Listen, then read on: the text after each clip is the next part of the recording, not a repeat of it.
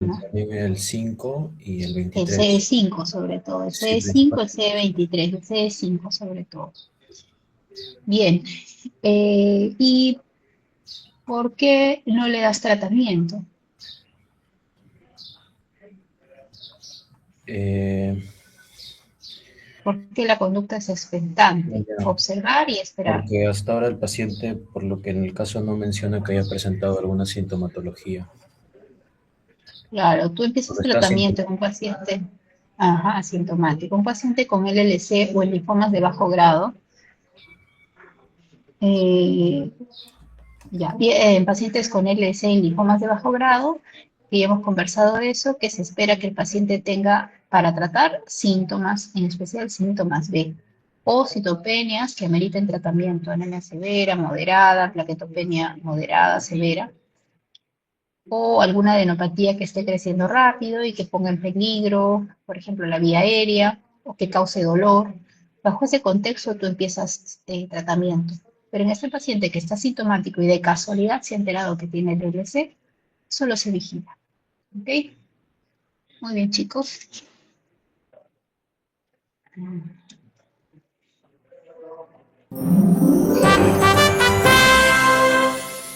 Gracias por participar.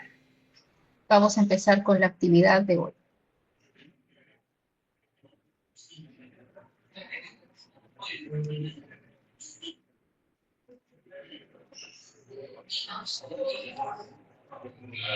Empecemos, chicos, por favor.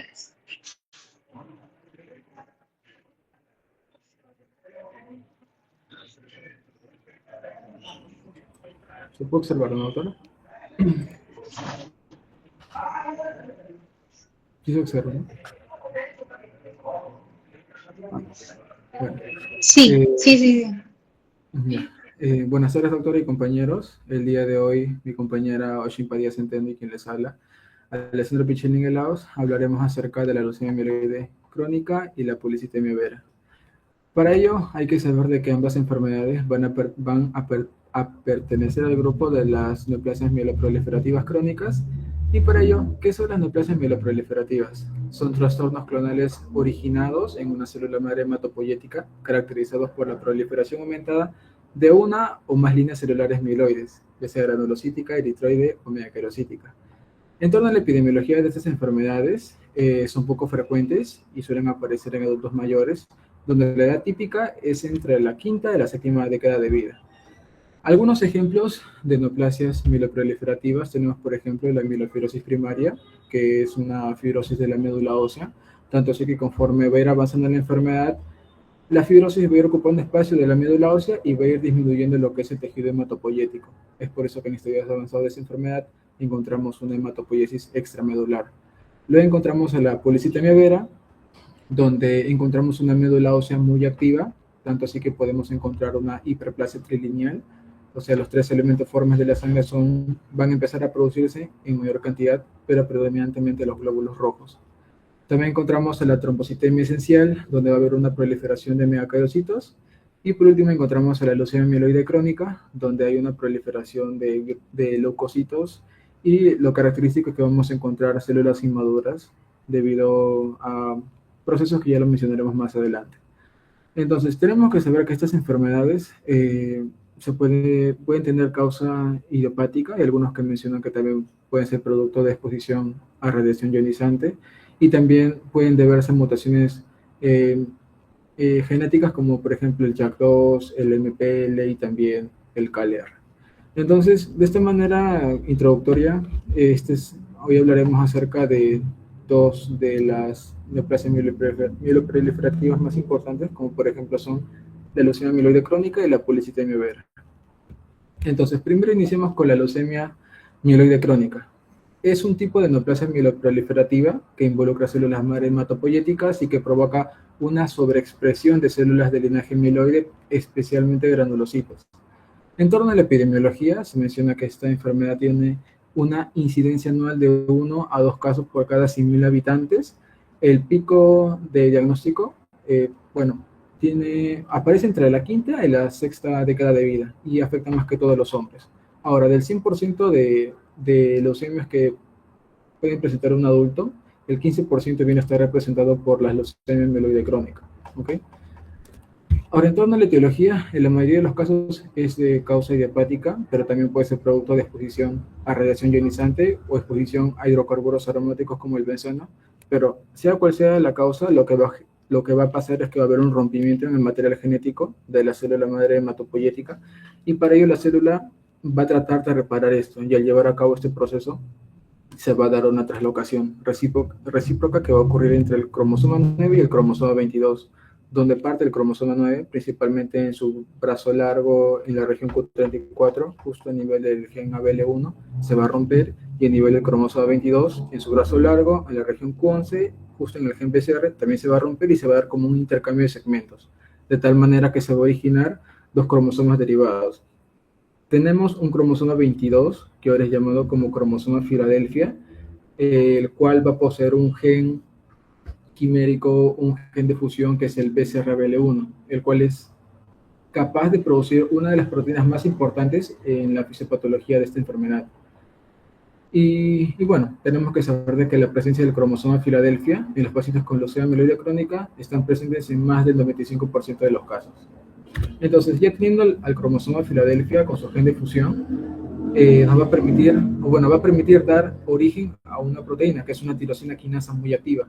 En condiciones normales, la tirosina quinasa permite que se pueda llevar a cabo la proliferación celular, pero mantiene un mecanismo de encendido y apagado dependiendo de las necesidades del cuerpo. Pero en esta enfermedad, esa tirosina quinasa va a funcionar de manera muy activa, tanto así que va a haber una proliferación celular masiva de células mieloides, va a haber una inhibición de la apoptosis. En este caso, las células anormales sobreviven más tiempo al evadir la muerte programada, y también va a haber una lesión alterada. Es por eso que parte de estas células que caracterizan a lo que es la leucemia mieloide crónica, que son glóbulos blancos inmaduros, se desprenden antes de tiempo de la médula ósea y la encontramos en mayor frecuencia en el frotis sanguíneo, ¿no? de sangre periférica. Entonces, una duda que puede surgir aquí es ¿por qué este gen solo afecta a la serie granulocítica, o sea, a los leucocitos? ¿Por qué solo afecta a ellos y no a los eritrocitos o a los megaquerocitos? Lo que pasa es que afectan más que todo a los leucocitos debido a que ellos responden mucho más a la señalización por parte del gen BCR-ABL1. En cambio, la serie que da origen a los eritrocitos y las plaquetas no responden muy bien a esta señalización. Y bueno, eso era todo con respecto a lo que es la fisiopatología. Ahora hablaremos acerca de las fases clínicas. Es algo muy importante porque esta enfermedad puede ir desde una fase relativamente estable hasta una fase muy agresiva, y para ello tenemos que saber, ¿no?, en qué fase se puede encontrar un paciente. Y para ello, la estratificación, que ya veremos más adelante, se apoya en el porcentaje de blastos, en la sintomatología del paciente, en la respuesta que tiene al tratamiento y también algunas alteraciones citogenéticas. Entonces, las fases clínicas de esta enfermedad son tres: la fase crónica, la fase acelerada y la crisis blástica. La fase crónica dura de 3 a 5 años, es una fase indolente, asintomática y que principalmente representa el 85% de los diagnósticos de pacientes con esta enfermedad. En esta fase encontramos una leucocitosis marcada. Se puede observar que vamos a encontrar leucocitos que van a poseer su capacidad para diferenciarse, pero va a haber un pequeño grupo que ya perdió esa capacidad y es por eso que se encuentra en forma de blastos, pero todavía su porcentaje el porcentaje de frecuencia de estos blastos es menor al 10%. Ahora, los pacientes suelen ser asintomáticos y eso es muy importante. ¿Por qué? Porque estos pacientes que se encuentran en esta fase mayormente son diagnosticados de manera accidental. ¿Ok? Y en el examen físico del paciente, en algunos casos se puede encontrar esplenomegalia. Luego encontramos a la fase acelerada, que tiene un tiempo de duración de 6 a 9 meses. Es como una fase de transición entre la fase crónica y la crisis blástica, y aquí el porcentaje de blastos ya es del 10 al 19%. Aquí la sintomatología es mucho más grave y para ello podemos encontrar una esplenomegalia de difícil control. También hay que mencionar de que en la fase acelerada vamos a encontrar afectación de otras líneas celulares, como por ejemplo puede haber trombocitosis, trombocitopenia, alteraciones en la hemoglobina, es por eso que puede surgir anemia, y sobre todo vamos a encontrar basofilia. ¿Okay? De esta manera se pone en evidencia que la hematopoiesis en ese estadio ya se encuentra muy desorganizada y nos da a entender de que la enfermedad poco a poco está progresando en intensidad, ¿no? Y está siendo mucho más agresiva. También vamos a encontrar alteraciones citogenéticas adicionales, y es que las alteraciones que se encontraban en las células madre hematopoyéticas, conforme van a ir dando origen a más células hijas, estas alteraciones se van a ir acumulando. Tanto así que, por ejemplo, podemos encontrar duplicación de cromosoma Filadelfia, trisomías como la trisomía 8, deleciones, y es por esta situación que en esta fase el paciente suele presentar ya cierta resistencia al tratamiento de primera línea, que es en base a inhibidores de tirosina quinasa. Y por último encontramos a la crisis blástica, que dura de 3 a 6 meses. Es una fase que se comporta como una leucemia aguda, ya que va a haber una proliferación excesiva de glóbulos blancos y que va a repercutir en otras series de elementos formes. Va a haber una menor producción de glóbulos rojos y plaquetas, y sobre todo como hay una mayor producción de glóbulos blancos, estos permanecen en su forma inmadura, y es por eso que los pacientes presentan mucha mayor predisposición a tener infecciones, anemia y también sangrados. Ahora, esta crisis blástica en el 70% de los casos suele ser de linaje mieloide y el 30% es de linaje linfoide. En esta crisis el tratamiento es en base, por ejemplo, a los inhibidores de tirosina quinasa y quimioterapia, dependiendo del linaje que esté presente, si es mieloide o es linfoide, y lo que se busca aquí es llegar a una segunda fase crónica y luego evaluar si es que se puede hacer un posible trasplante alogénico de progenitores hematopoyéticos. Y tenemos que saber que en la crisis blástica el paciente tiene una supervivencia reducida, si es que no recibe un tratamiento adecuado. Ahora encontramos lo que es el cuadro clínico y los hallazgos paraclínicos de la leucemia mieloide crónica, y por ahí encontramos los síntomas y signos. La sintomatología frecuente que encontramos en esta enfermedad es, por ejemplo, la fatiga, la sudoración nocturna, el malestar, la pérdida de peso, dolor o molestia en el cuadrante superior izquierdo y esplenomegalia. Pero hay que tener en cuenta que estas manifestaciones no suelen ser específicas, porque también las podemos encontrar en otras enfermedades. Otra sintomatología más, en este caso menos frecuente, está por ejemplo el priapismo, las hemorragias retinianas, y es que justo en esta enfermedad, producto del aumento de glóbulos blancos, se genera un proceso llamado como leucostasis, que hace que la sangre sea como que mucho más espesa y predisponga a la aparición de hemorragias y trombosis. También otro síntoma menos frecuente es, por ejemplo, el dolor óseo, que puede ser producto de la acumulación de estas células inmaduras. También podemos encontrar linfadenopatías, infiltración cutánea y masa extramedular como el cloroma, que son tumores formados por células leucémicas fuera de la médula ósea. Y también hay que mencionar de que aproximadamente del 30 al 50% de los pacientes son asintomáticos. Ahora, algunos hallazgos de laboratorio que podemos encontrar es que la mediana de leucocitos es de 100.000, y eso se le va a llamar como una hiperleucocitosis. En esta enfermedad el rango de aumento de leucocitos se encuentra entre 12.000 hasta 1.000.000, porque hay algunos estudios que mencionan que en esta enfermedad se pueden encontrarse estos valores, hasta 1.000.000 de leucocitos. Otra cosa que también se puede mencionar es que vamos a encontrar una granulocitosis en bulto mielocítico, porque justo en la leucemia mieloide crónica el estadio que más va a predominar es, en este caso, los mielocitos, y esto le va a permitir diferenciar, por ejemplo, de otra leucemia, como la leucemia mieloide aguda, donde aquí lo que más predomina son los mieloblastos. Otro punto que también hay que mencionar es que en la leucemia mieloide crónica vamos a encontrar eosinofilia y basofilia, y también, producto de la acumulación de esas células inmaduras, van a repercutir en otras líneas celulares, tanto así que puede haber anemia normocítica y normocrómica en el 50% de los casos, y también pueden haber alteraciones en plaquetas, puede haber trombocitopenia y trombocitosis en un 15 a un 30% de los casos. En torno a la bioquímica, encontramos una LDH y ácido úrico elevados, y también encontramos una fosfatasa leucocitaria disminuida. En este caso, la fosfatasa leucocitaria es una enzima que se va a encontrar en los leucocitos, que principalmente son funcionales, pero como en esta enfermedad lo que más abunda son los leucocitos inmaduros, entonces es por eso que encontramos menor cantidad de esta enzima. Eso nos va a permitir hacer el diagnóstico diferencial más adelante. Ahora, en el corte sanguíneo vamos a encontrar esto. Encontramos células inmaduras de leucocitos en sus diferentes estadios, y eso, ¿no? También podemos encontrar eosinofilia y basofilia. Entonces, teniendo ya estos hallazgos, podemos ya hacernos como que la pregunta, ¿no? Si es que un paciente llega con estos hallazgos, podemos decir, este paciente puede tener leucemia mieloide crónica. Para ello, si yo quiero confirmar un 100%, me voy a apoyar de otras pruebas, como por ejemplo, estudios citogenéticos. En el caso de las pruebas de biopsia medular también es importante, pero se logra observar básicamente lo mismo que en un frote sanguíneo. Pero para poder hacer el diagnóstico de esta enfermedad, nos vamos a apoyar de estos estudios citogenéticos, como el cariotipo convencional, el RT-PCR y la hibridación in situ fluorescente o FISH. En el cariotipo lo principal es encontrar, ¿no?, lo que es el cromosoma Filadelfia, pero hay que tener en cuenta que existe del 1 al 8% de casos de pacientes con esta enfermedad que son cromosoma Filadelfia negativo. Y esto, ¿a qué se debe? O sea, el paciente sí presenta el gen, o sea, sí presenta el gen de fusión BCR-ABL1, solo que este ha sido producto de un proceso mucho más complejo de por ejemplo, de trisomías, que puede ocurrir entre 3 cromosomas o más. Pero sí presenta el gen, pero no presenta el cromosoma Filadelfia. Luego encontramos al RT-PCR, que es la reacción en cadena de polimerasa con transcriptasa inversa, la cual es una técnica muy sensible y específica que se basa en la amplificación de ADN complementario, que es obtenido a partir de un ARN mensajero, con lo que se puede analizar la presencia de transcriptos híbridos de BCR-ABL1 en una muestra de sangre.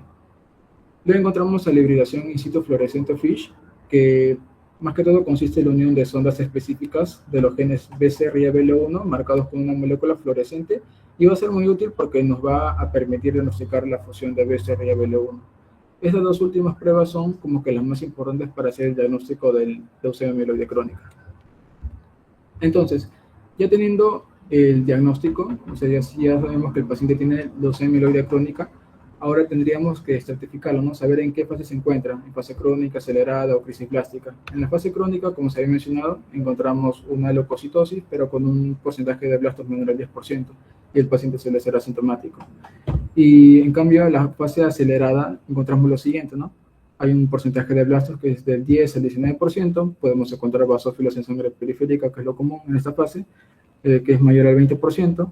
También podemos encontrar alteraciones en plaquetas como leucocitosis, trombocitosis, trombocitopenia.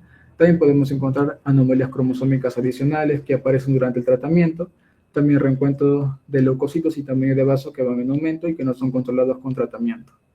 En el caso de la crisis blástica, y aquí el porcentaje de blastos ya aumenta mucho más, es mayor o igual a un 20%, también encontramos proliferación de blastos, en este caso extramedular, excepto en vaso, que más que todo hace referencia que vamos a encontrar proliferación de blastos, por ejemplo, en el hígado.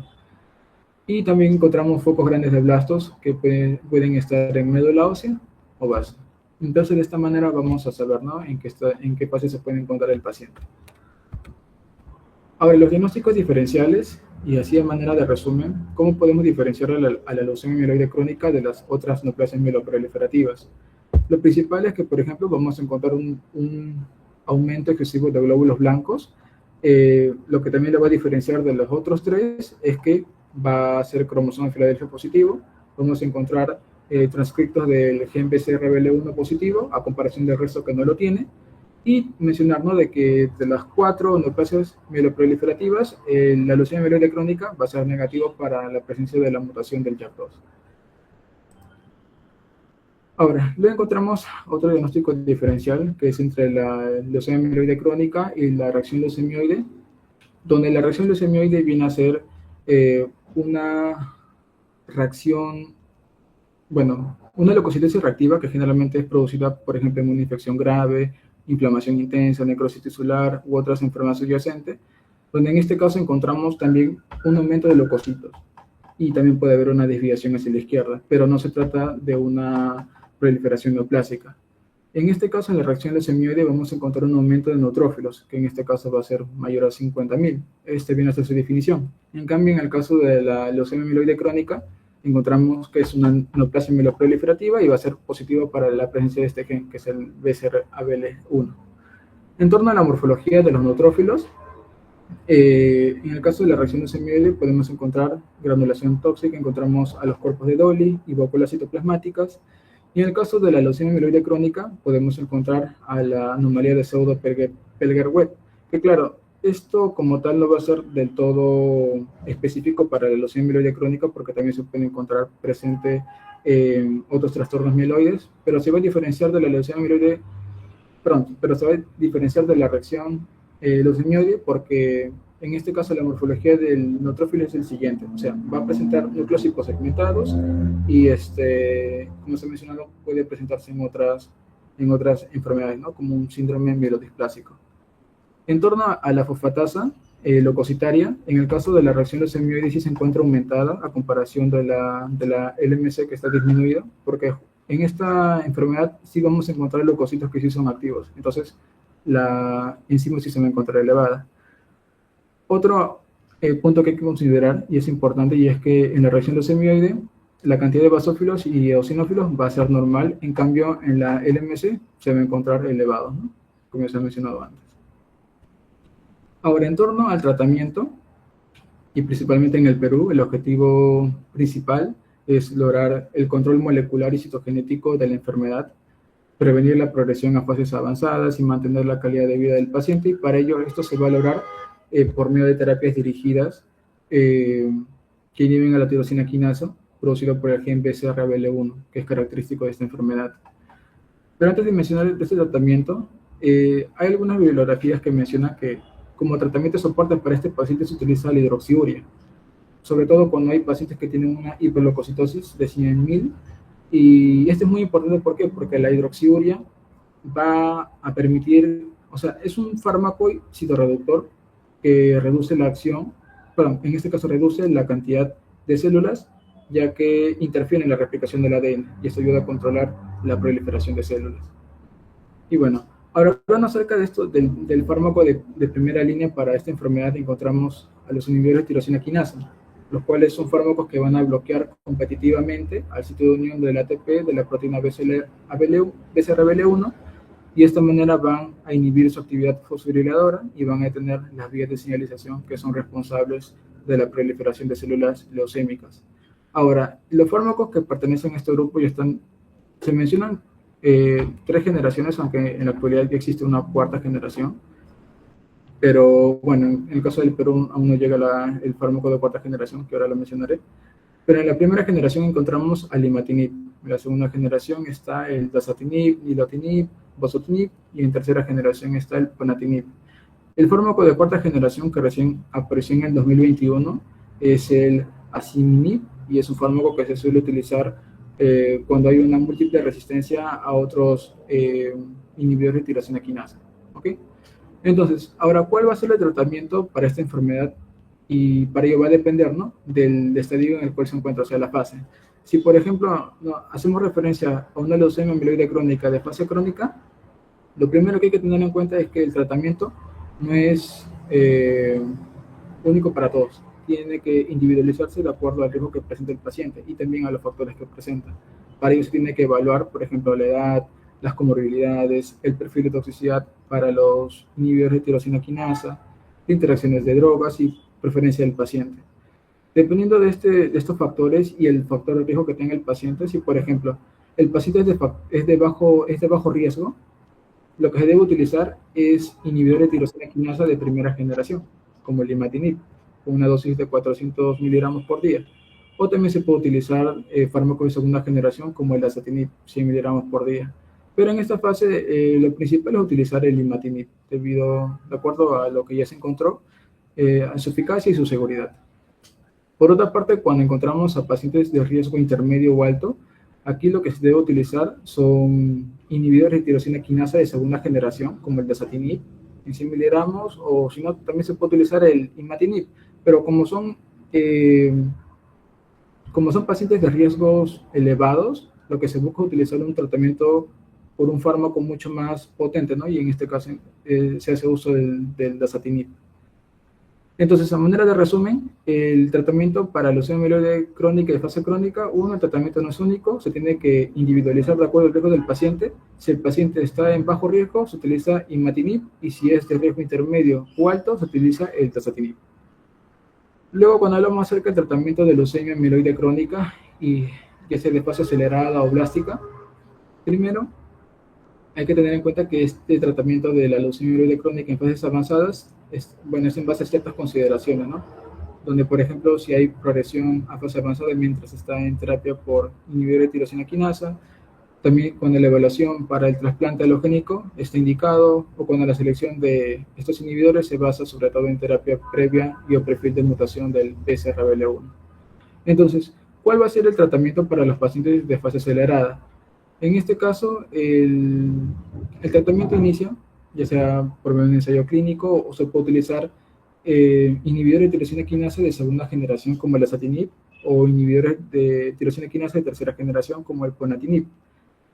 Y hay algunos casos donde se puede utilizar el imatinib, pero siempre y cuando tanto la segunda generación y tercera generación de estos fármacos esté contraindicada. Ahora, ¿qué es lo que pasa si es que el paciente presenta una falta de respuesta o hay una progresión de la enfermedad? Entonces, está indicada llevar, ¿no? Evaluar si se puede hacer un trasplante halogénico de progenitores hematopoyéticos. Luego, cuando hablamos acerca del tratamiento de fase blástica, como se había mencionado, esta fase se comporta como si fuese una leucemia aguda. Y para ello, dependiendo del linaje que predomina, si es, por ejemplo, el linfoide o mieloide, va a haber, entre comillas, un tratamiento que es diferente, ¿no? aunque en realidad es el mismo. Solo varía el tipo de quimioterapia por inducción y varía, ¿no? Si es para el linaje linfoide o si es el mieloide. En general, se utiliza, por ejemplo, el tratamiento con inhibidor de tirosina quinasa y la inducción en quimioterapia, ya sea, por ejemplo, si es para el linaje mieloide, se utiliza para ese linaje, o si es linfoide, ya, bueno, para el correspondiente, ¿no?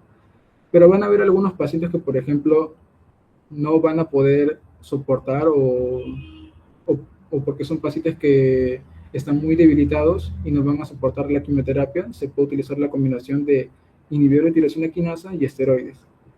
Y esto, el fin de este tratamiento, lo que se busca es que el paciente llegue a una remisión. ¿Para qué? Para que posteriormente se pueda evaluar también, ¿no? Lo que es el posible trasplante halogénico, ¿no? de progenitores hematopoyéticos. Y si el paciente no es candidato, lo que se hace es aplicar una quimioterapia por consolidación y mantener con el tratamiento de inhibidores. Ahora, encontramos los criterios de respuesta y también de recaída, y para ello en este cuadro se evalúa si el paciente con leucemia mieloide crónica está respondiendo al tratamiento con un inhibidor de tirosina quinasa, y para ello la respuesta se va a evaluar por medio de 3 niveles: una respuesta hematológica, una respuesta citogenética y una respuesta molecular. ¿Cuándo decimos que un paciente ha tenido una buena respuesta hematológica? Cuando, por ejemplo, se han normalizado los niveles de leucocitos en sangre periférica, que son, en este caso, menor a 10.000. También hay un recuento de plaquetas menor a 450.000. Hay ausencia de células inmaduras en sangre periférica y hay ausencia de signos y síntomas de enfermedad con resolución de esplenomegalia palpable. En el caso de la respuesta citogenética, aquí lo que mayormente se va a buscar es que disminuya el cromosoma Filadelfia en las células progenitoras. Y para ello no se puede clasificar si hay una respuesta citogenética completa, mayor, parcial o menor, y eso va a depender del porcentaje de presencia de este cromosoma, ¿no? Y por último, en el caso de la respuesta molecular, aquí lo que se busca es que es encontrarnos si es que ha disminuido la cantidad de transcriptos del BCR-ABL1. Y para ello, por ejemplo, encontramos una respuesta molecular precoz, donde aquí el porcentaje de transcriptos es menor al 10%, y esto nos indica que ha habido una buena respuesta del paciente al tratamiento en los primeros meses, ¿no? También encontramos una respuesta molecular principal, que es cuando, bueno, también, ¿no? Es prácticamente parecido a lo primero, donde también vamos a encontrar una disminución de estos transcriptos. Ahora, cuando hablamos acerca de la recaída, esto más que todo, bueno, significa que el paciente, si bien había alcanzado una respuesta, posteriormente va a perderla. Y en este caso, a manera de resumen, se puede mencionar que un paciente presenta recaída cuando ya presenta alteraciones hematológicas, como por ejemplo aparecen células inmaduras. También cuando hay presencia ya de cromosoma Filadelfia, cuando es positivo, o cuando aumenta significativamente los transcritos del gen BCR-ABL1. Y ya para finalizar con la leucemia mieloide crónica, hay que saber que esta enfermedad se puede saber, ¿no?, cuál es su pronóstico.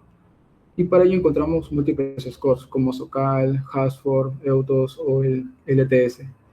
el cual nos va a permitir estimar la respuesta y la supervivencia del paciente, ¿no? En esta enfermedad. Para poder diagnosticar, bueno, para poder saber cuál es el pronóstico del paciente y saber si se encuentra en un riesgo bajo, intermedio o alto, utilizamos variables como por ejemplo la edad, el tamaño del vaso, el conteo de blastos de sangre periférica o si no el conteo de plaquetas. Y de esta manera podemos utilizar, ¿no?, calculadoras que hay, por ejemplo, en la web y nos va a permitirnos saber cuál es el riesgo del paciente, si es un riesgo bajo, intermedio o alto. Y bueno, eso era todo por mi parte, de paciente compañero. Bueno, ahora sobre qué es la policitemia vera. Bueno, la policitemia vera es una neoplasia, ¿no?, mieloproliferativa producida por lo que es la proliferación clonal de la célula madre pluripotencial. Siguiente diapositiva.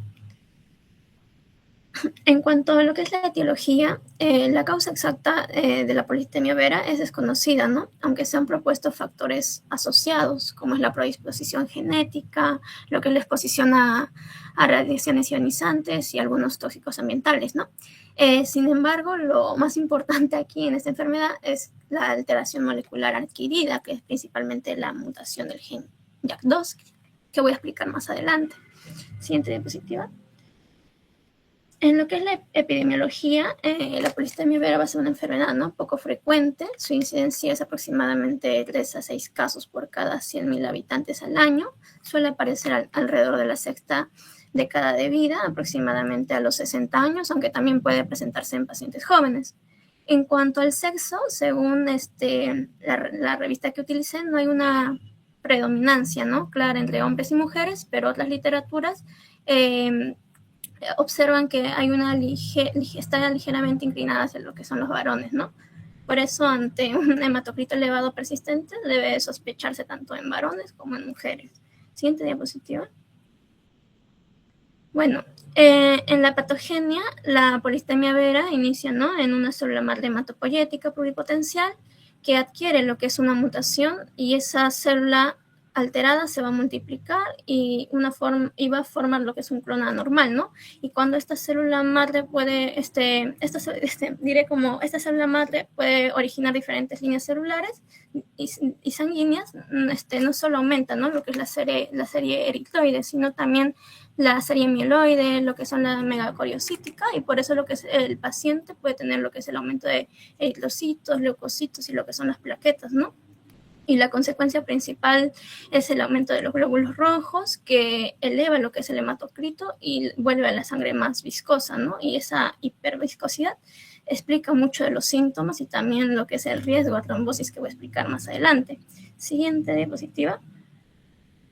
Bueno, ahora les voy a hablar sobre lo que es el mecanismo molecular principal de la policitemia vera, que es la mutación, ¿no?, del gen JAK2, que como vemos en la parte superior, hay una hematopoiesis normal, que en condiciones normales la eritropoyetina se une, ¿no?, a lo que es a su receptor, y cuando esto ocurre, o sea, en esta unión se activa lo que es la proteína JAK2 y se fosforila, ¿no? Es decir, se enciende la señal intracelular y luego activa vías como es el STAT, lo que es el PI3K y lo que es el RAS o lo que es el MAPK, ¿no?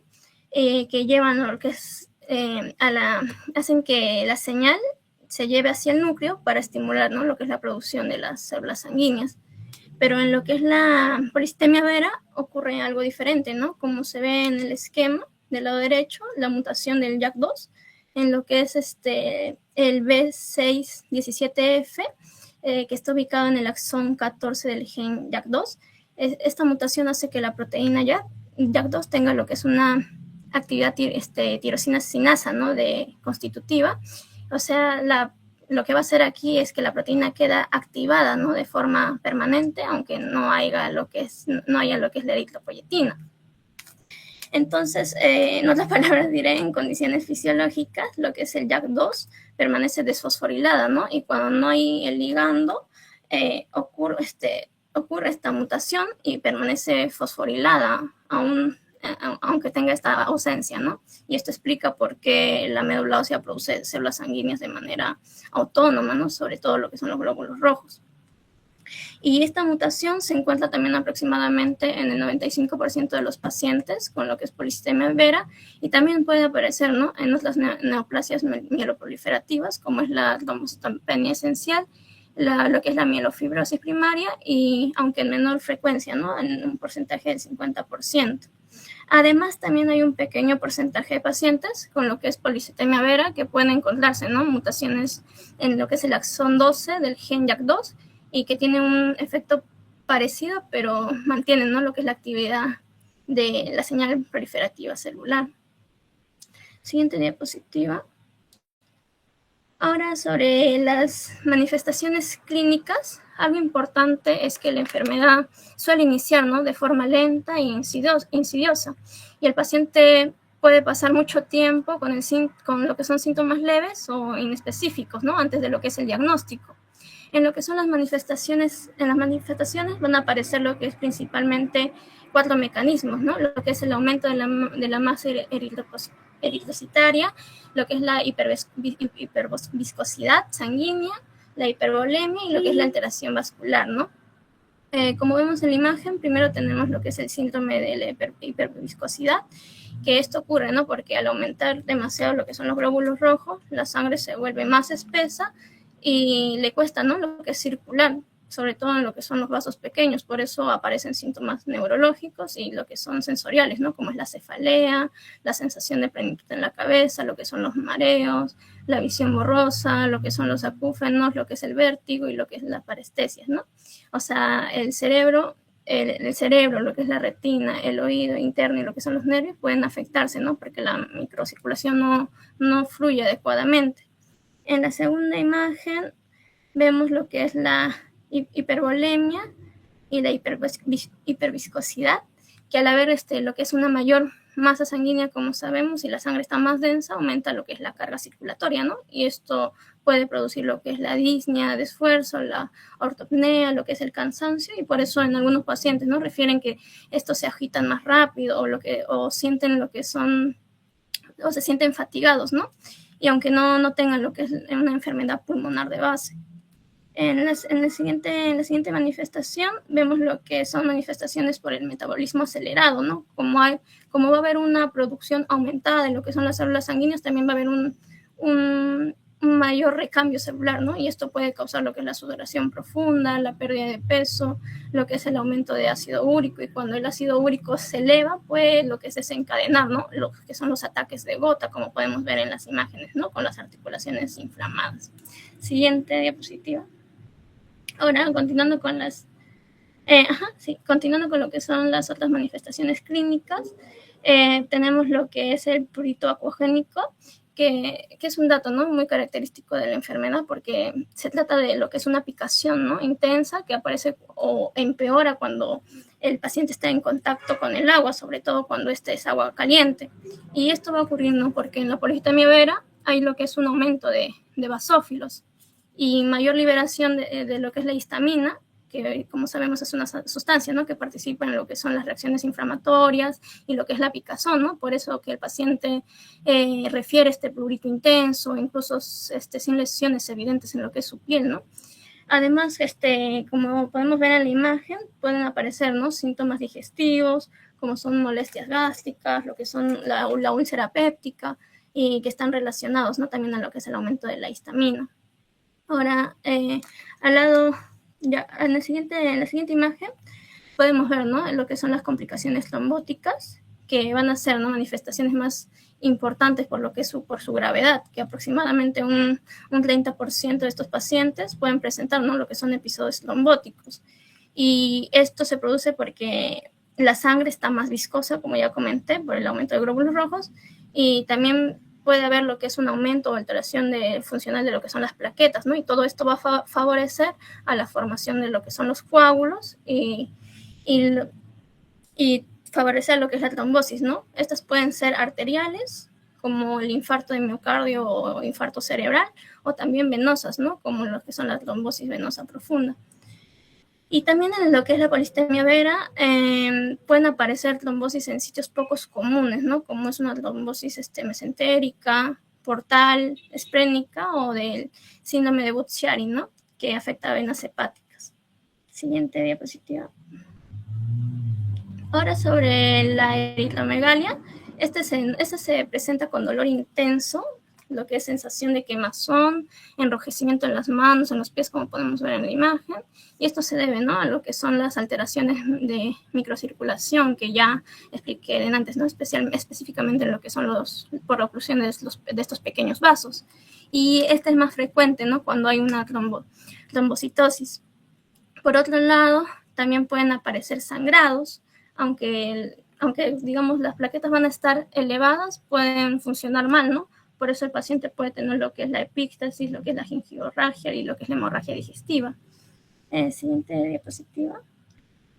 En lo que es el examen físico, un hallazgo clínico es lo que es la fascia roja, la rubicundez facial, ¿no?, que como vemos ahí en la imagen. También puede observarse lo que es la sufusión conjuntival y la dilatación de los vasos retinianos, ¿no?, y lo que son los signos de congestión vascular. Otro lado importante también es lo que es la esplenomegalia, como les comentaba, que aparece en más de la mitad de los pacientes. El vaso también puede aumentar de tamaño por la enfermedad mieloproliferativa y por el exceso de células sanguíneas, ¿no? Y también puede haber lo que es la hepatomegalia en algunos casos. El siguiente diapositiva. Ahora, en esta diapositiva vemos lo que es un resumen, ¿no?, de las principales manifestaciones clínicas. Podemos ver que los síntomas inespecíficos, como es el prurito, la sudoración, la astenia, la pérdida de peso y la gota. También vemos lo que son los síntomas neurológicos como la cefalea, la parestesia, el vértigo. Todos estos se van a diferenciar en porcentajes, ¿no?, de frecuencia. Por ejemplo, los inespecíficos tienen una frecuencia hasta del 50%, los neurológicos hasta el 60%, los trombóticos de 20 a 30%, los hemorrágicos de 20 a 30%, y lo que es la insuficiencia vascular periférica es variable, ¿no? Y en lo que es la exploración física, que ya expliqué antes, es variable también de un 30 a 60% o de un 20 a 50%. Siguiente diapositiva. Ya. Bueno, ahora vemos en la tabla lo que son los hallazgos de laboratorio, ¿no? En lo que es el hemograma, el hallazgo principal es el aumento, ¿no?, de glóbulos rojos, lo que es la hemoglobina también y lo que es el hematocrito. Y lo que es los glóbulos rojos suelen estar por encima de 6 × 10⁻12 por litro, y lo que es la hemoglobina puede estar mayor de 18,5 gramos por decilitro en lo que son los hombres y mayor en 16,5 gramos por decilitro en lo que son mujeres, ¿no? Y lo que es el hematocrito también está elevado, mayor de 55,5% en hombres y mayor de 49,5% en mujeres, ¿no? Y con una frecuencia que puede superar hasta el 60%. Y esto significa, ¿no?, que gran parte del volumen sanguíneo está ocupado, ¿no?, por los glóbulos rojos, por eso que la sangre se vuelve viscosa, ¿no? Y lo que son los hematíes suelen ser normocíticos, normocrómicos, aunque sí hay un déficit de hierro, ¿no? Pueden hacerse microcíticos.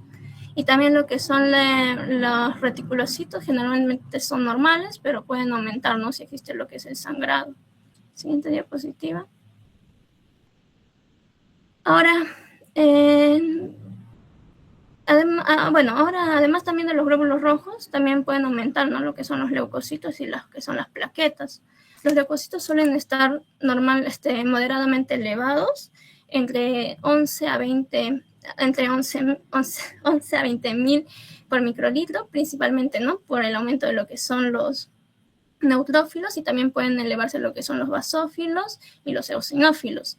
En lo que son las plaquetas pueden estar también elevadas en más de la mitad, ¿no?, de los pacientes, y generalmente entre 400.000 y 800.000 por microlitro. Pero aquí también lo importante no es solo que las plaquetas estén aumentadas, ¿no?, sino que también pueden funcionar mal. Por eso es que, aunque haya muchas plaquetas, el paciente también puede presentar los problemas, ¿no?, como es el mayor riesgo a trombocitosis y en algunos casos los sangrados. También podemos ver ahí que habla sobre la adrenalina, ¿no? La adrenalina normalmente lo que va a hacer es estimular la agregación plaquetaria. Y en lo que es la polistemia vera, las plaquetas pueden no responder bien, ¿no?, a este estímulo, y por eso se dice que hay una falta de la primera onda de agregación. y esto indica, ¿no?, lo que es la disfunción plaquetaria y explica también por qué puede haber trombosis. Siguiente diapositiva. Bueno, sobre la masa eritrocitaria o el volumen total de glóbulos rojos, sabemos que este significa, ¿no?, lo que es la cantidad total de glóbulos rojos que tiene el paciente en todo el cuerpo. En lo que es la policitemia vera, no solo está aumentado el hematocrito, ¿no?, sino que realmente hay lo que es un aumento de la masa de los glóbulos rojos, y a esto se le llama lo que es la eritrocitosis, ¿no? Y lo que es esta medición puede hacerse, ¿no?, con técnicas especiales, usando lo que son los radioisótopos, y como lo que es el cromo 51 en la policitemia vera, se considera, ¿no?, lo que es característico cuando la masa eritrocitaria está aumentada más del 25% por encima del valor normal. Y los valores habituales son aproximadamente lo que es el 36 microlitos en hombres, y lo que es 32 microlitos en mujeres, ¿no? Ahora, en lo que es la práctica, si el hematocrito está por encima del 60%, se considera, ¿no?, muy, muy subjetivo de que la masa eritrocitaria está elevada. Sí, ahora siguiente diapositiva, por favor. Creo que sí, ya, bueno, es.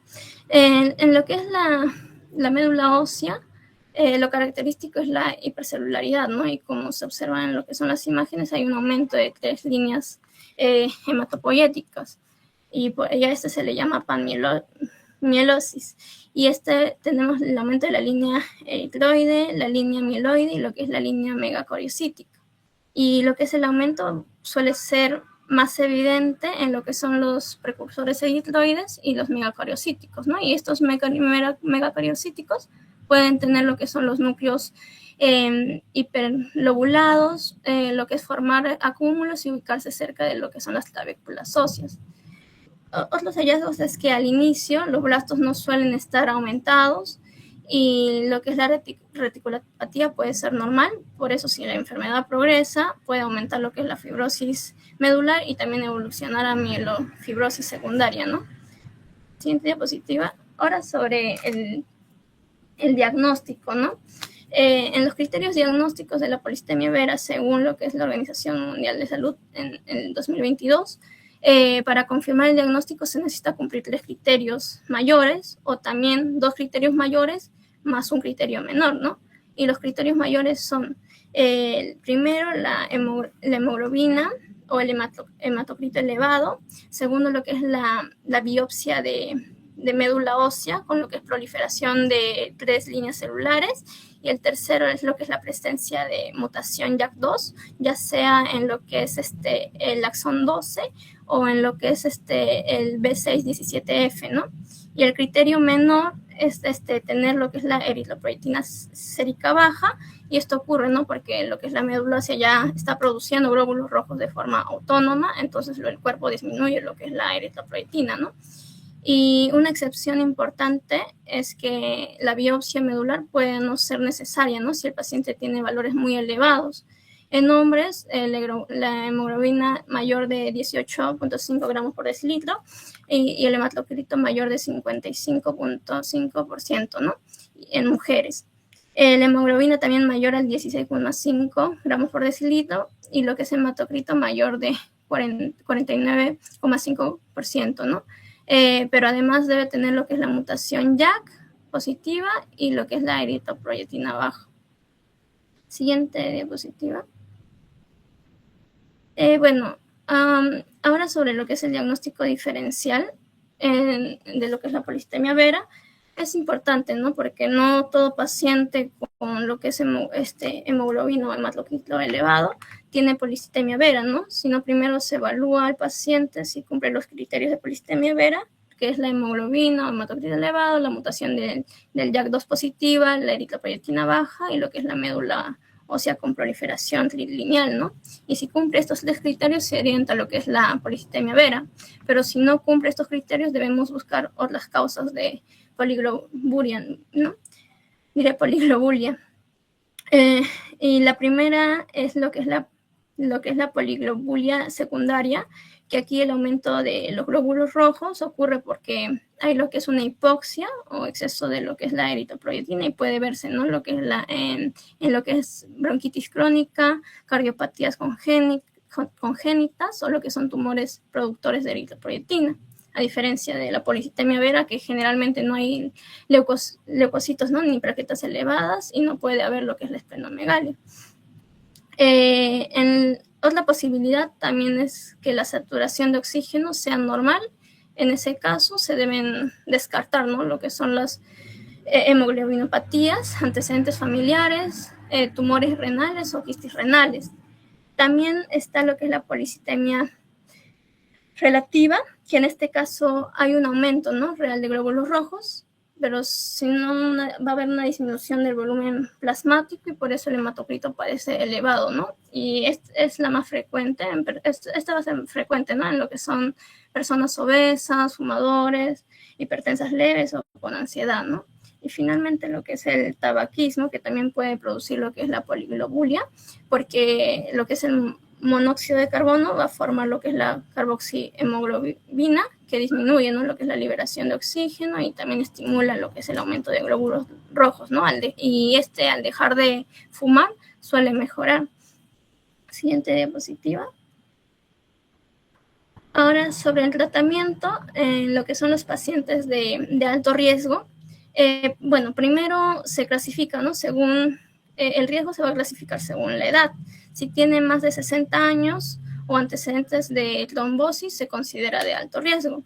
Y en estos casos no solo basta, ¿no?, lo que es la flebotomina y la aspirina, sino se necesita lo que es un tratamiento citoregulador, porque lo que es el objetivo va a ser, ¿no?, disminuir lo que es la producción excesiva de células sanguíneas y reducir también lo que es el riesgo de trombosis.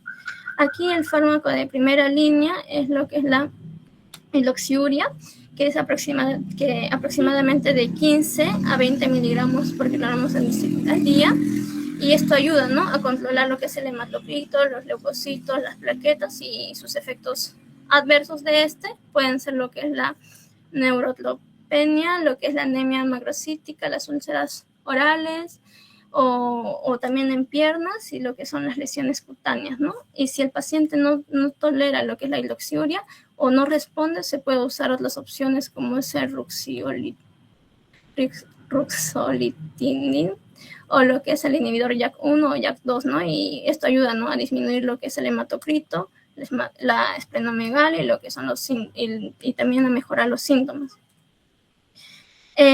También otros fármacos que pueden considerarse en casos resistentes o avanzados, ¿no? Tenemos los de segunda línea que puse ahí. Bueno, en resumen de esto, la idea clave no va a ser que en el alto riesgo el tratamiento busca prevenir lo que es la trombosis, ¿no?, mediante la citorregulación, y además también el control del hematocrito y lo que son los factores cardiovasculares. En la siguiente diapositiva vemos, vemos lo que es el tratamiento en los pacientes de bajo riesgo, ¿no? Y bueno, primero recordemos que los pacientes de bajo riesgo, cuando tienen menos de 60 años y no han tenido lo que es una trombosis previa, en estos casos el tratamiento se basa, ¿no?, en 3 pilares, lo que es modificar el estilo de vida, realizar las flebotominas y usar lo que es la aspirina a bajas dosis si no hay contraindicaciones, ¿no? Y lo que es la flebotomina o sangría consiste en lo que es extraer la sangre para disminuir, ¿no?, la cantidad de glóbulos rojos, y el esquema habitual es extraer de 450 mililitros, y también generalmente 2 veces por semana al inicio, hasta lograr, ¿no?, el objetivo, que es mantener el hematocrito de 45%. En lo que son los pacientes ancianos o con lo que es enfermedad cardiovascular, se tienen más cuidados, ¿no?, que se hace 1 vez por semana y con menor volumen, ¿no?, entre lo que es 250 y 300. En lo que es la aspirina se usa en bajas dosis, usualmente 100 miligramos al día o 75 a 100 miligramos en días de sangría, y esto va a ayudar, ¿no?, a disminuir el riesgo de trombosis, pero también debe evitarse si hay hemorragias activas, lo que son úlceras pépticas, alergia a lo que es la aspirina o lo que es la trombocitopenia, ¿no? Severa, o lo que es la trombocitosis extrema. Y también un punto importante aquí es la ferropenia, ¿no? Que va a ser causada por lo que son las flebotominas. No se corrige con lo que es hierro de rutina, ¿no? Porque si damos hierro puede aumentar otra vez la producción de glóbulos rojos y subir rápido lo que es el hematocrito. Siguiente diapositiva. En la evolución y el pronóstico, la enfermedad suele avanzar lentamente y puede pasar por 3 fases. Primero, la fase inicial o índole, donde el paciente puede estar, ¿no?, asintomático o presentar síntomas leves como lo que es prurito, cefalea, fatiga o lo que es la eritromegalia, ¿no? Luego está la fase policitémica o clásica, donde ya se observa, ¿no?, un aumento de los glóbulos rojos, los leucocitos, las plaquetas, y en esta etapa aumenta lo que es el riesgo de trombosis y también de sangrados. Finalmente, el paciente puede evolucionar a una fase avanzada o post-policitemia vera, donde pueden aparecer, ¿no?, mielofibrosis secundaria aproximada. Se da aproximadamente del 10 al 20% a los 15 a 20 años, o lo que es la transformación a leucemia mieloide aguda, ¿no?, que se da de 2 a 15%, de 2 al 5%. En las complicaciones principales son las trombosis arteriales, como ya había mencionado, como lo que es el accidente cerebrovascular, lo que es el infarto o isquemia periférica, y lo que son las trombosis venosas, ¿no? También aquí tenemos la trombosis venosa profunda, lo que son las trombosis esprágnica o lo que son la trombosis de vena central de la retina, ¿no? Y también pueden aparecer lo que son las hemorragias, úlcera péptica, lo que es la gota, el prurito o la eritromegalia, ¿no? Y en cuanto al pronóstico, sin el tratamiento hay una alta mortalidad, sobre todo por lo que es la trombosis y lo que es la progresión de la enfermedad, ¿no? Pero con el tratamiento adecuado, la supervivencia mejora mucho y supera hasta los 15 años, ¿no? Aunque el riesgo de trombosis, lo que es la mielofibrosis o leucemias, pueden persistir durante lo que es la evolución, ¿no? Siguiente diapositiva. Y eso sería todo, doctora.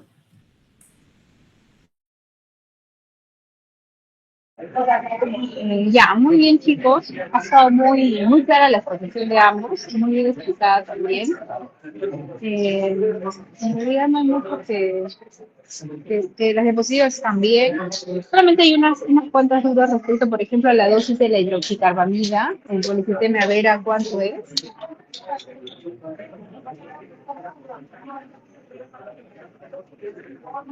Sí, doctora, disculpe, no la escuché.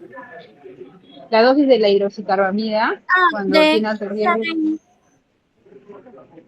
De 15 a 20, doctora. Ya, eso es miligramos Miligramos por kilo. Ajá. Por kilo, no es solo miligramos. Okay. Ya, está bien. Ajá, es miligramos por kilo, porque la hidroxicarbamida viene de 500 miligramos. Entonces es miligramos por kilo. ¿Ya? Y también hablaste en segunda línea, ¿qué podemos usar para